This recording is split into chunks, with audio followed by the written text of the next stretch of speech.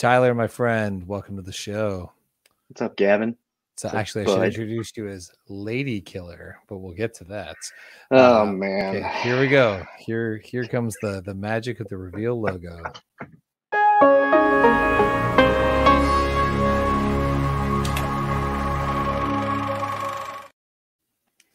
All right, that was magical, right? I know. It's just like the sound of the film projector. You're like, I need my popcorn. I need to sit my seat back. I need a bigger monitor to watch this interview. $3,000 projector in my house. Yeah, exactly. I'll be good. How? So tell me. So Sleep Well. Perfect little setup for. I love this type of horror movie where it's like what I call like punchline horror, where it's you get in, you meet the characters, and you get out. You leave the audience with a bit of a wow, and then just leave it open-ended. Yeah. That's exactly what we're going with. Where did this come from? Where did the idea come from? This was shot during the pandemic, correct? It was, yes. Right. We had a skeleton crew of 5 people. It was all done under COVID protocol. Like everyone had to get tested. Everyone was wearing masks. Yeah, it kind of just came about as like, what's a fear of mine? Like, what's something that like I would be afraid to happen? And it was, spoilers. Yeah. Well, we don't have to do the spoilers. We'll just leave no spoilers open-ended. I'm a fan of spoilers. I mean, I knew the Titanic sank. I still saw that movie, but I think so where, something that you were scared of. So how many jobs did you do on this? Because you are the star of the film, but you also produced, I know for sure. Are you also one of the writers? Maybe talk about the sort of key creatives and how the process went. So I was an actor in it. I wrote this. This is actually my second short that I wrote. I wrote a previous one called Awful Dreams, shot with the same person, a wonderful Sean Cruiser. He shot Awful Dreams, he shot Sleep Well, and he shot the third one that's coming out here soon, Nightmare Delivered. And yeah, I was the writer, producer. When I say producer, that's like maybe we're talking like $800, not a lot. But I mean, producing is you manage to produce food for people to eat. Correct. So they can survive to make, again, the indie film world, I think for just the average audience member out there isn't always, it's not glamorous. Everybody is generally there on an indie short film they're excited about the project. They're excited about their collaborators, and they're excited to make something that can build their career and develop. But it's rarely about the paycheck on an independent film. But I think the challenge of producing grow when you don't have money to spend, because you're literally trying to produce things you can't just buy, because Hollywood can often just solve things with, $100 million budget. You just buy things to solve problems. So what's the biggest challenge that you faced given a restricted budget? I think just the trickery, different like gags that we wanted to pull off. We had to figure out ways to do it with absolutely no money. This was with Awful Dreams, we kind of had a makeup artist, and this one we went even lower budget with no makeup artist. So it was kind of just like making sure that we kind of followed that Jaws mentality where you don't really see what's going on, and hopefully that is effective. Well, I think the monster in your imagination is always better than the monster they show on screen. Yeah. Or if you're going to show the monster, try to limit the amount of screen time it has. It stops sort of being special or scary if you can examine it under sort of bright light and in full context. Exactly. Also, but definitely fits the low budget model. You shot this in your own home, right? Is that in my own home? That, I mean, you're gonna have to open up a museum. Right behind us is look at that. We're in the sets. Yeah, the bed right now. This is actually just a set. This isn't an actual home. I thought you had one of those fancy like Zoom backgrounds where you just had some stuff photo on there, and then the cat jumped in. I was like, oh, maybe there's a glitch in the Matrix. I didn't realize he was back there, but he's chilling. What's the your character, how important do you think it is in like a little horror piece like this to sort of set the tone, get to know the characters a little bit? It's tough. I mean, learning again, as far as writing goes, like I'm new to writing. I'm mostly an actor. It was interesting. I wanted to make sure that that people found these individuals likable. They knew a little bit about them, but again, it's a short film, so you can't like just be like exposition, exposition, exposition, and then a scare. So it was a fine line of like making these people likable, making sure you can relate to them, but also keep the pace of the short moving forward.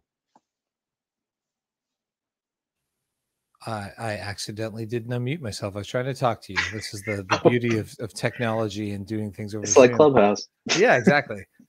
Which is great. You know, I met you on Clubhouse, the new social media app, and it's sort of a wonderful tool to promote films, to find out about other filmmakers and actors out there.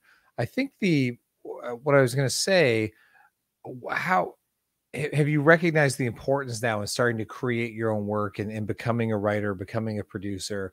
Where do you think that, you know, betters your career versus just being an actor waiting for the next audition to come in, waiting for the next project to sort of give you permission to come act in something? Well, it expands the horizon, right? Because Mm-hmm. me as like a bigger person would never be the lead in a horror short or a horror film. Mm-hmm. It's always the best friend that dies, second person to die. So that was always like my intention, is like to take Yeah. my weight, my build, and kind of be like, no, I want bigger people to be the lead in this genre that doesn't really allow that to happen.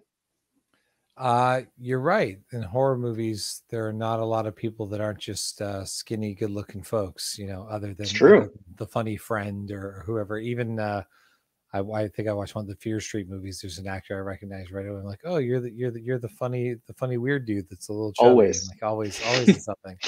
And that's Uh, fine to be yeah. the funny weird dude, but it'd be cool to see some more leading men like that.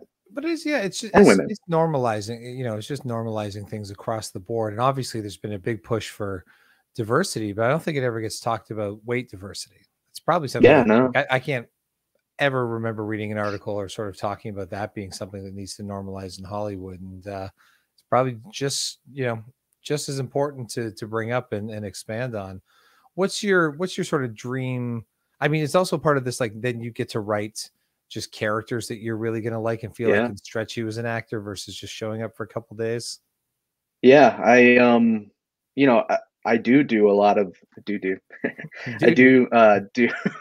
do a lot of like the funny guy, the funny best friend kind of thing. So it Mhm. was, you know, I like that idea of like stretching it into these characters that like right now I'm writing something called Dead on Arrival, and I'm writing it with a writing partner, Murphy, Mhm. and the character is he's very mean and horrible, and it's not something that I normally get picked to play. Yeah. So it's fun to expand out into that through writing.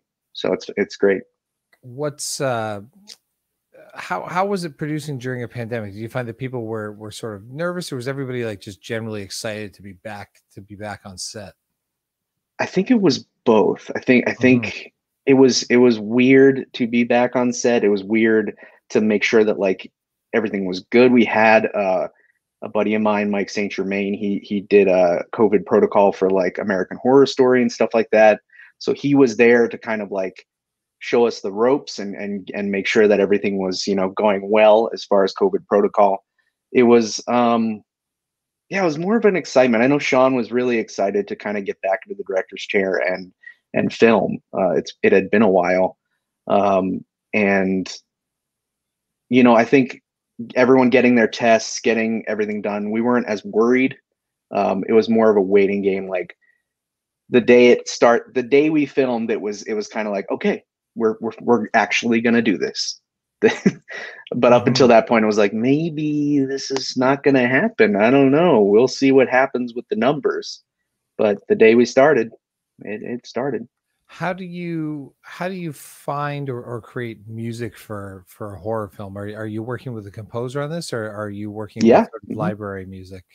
A wonderful composer, Simone Wilson, Mhm. a friend of Sean's. He does basically all of his short films. He is fantastic in coming up with different types of music. He's new to the horror genre, and he's Okay. really excited to kind of build that as like how I'm expanding my horizons. He's Yeah. also doing the same thing. But yeah, he did Awful Dreams. He's doing Nightmare Delivered. He did a recent one that Sean just did, Convalescent. So he's dabbling in horror, and he likes How it. do you when you're doing music, to me in a horror film always feels sort of more crucial to work with the composer to say like, we need this thing here, this thing here to really like bring out the scare, especially when you have the invisible monster. The Mhm. music is your cue. What's the process of working with the composer to kind of come to those decisions of where to place music, where to have bigger music, where to have it quieter, just to make sure there is that tension?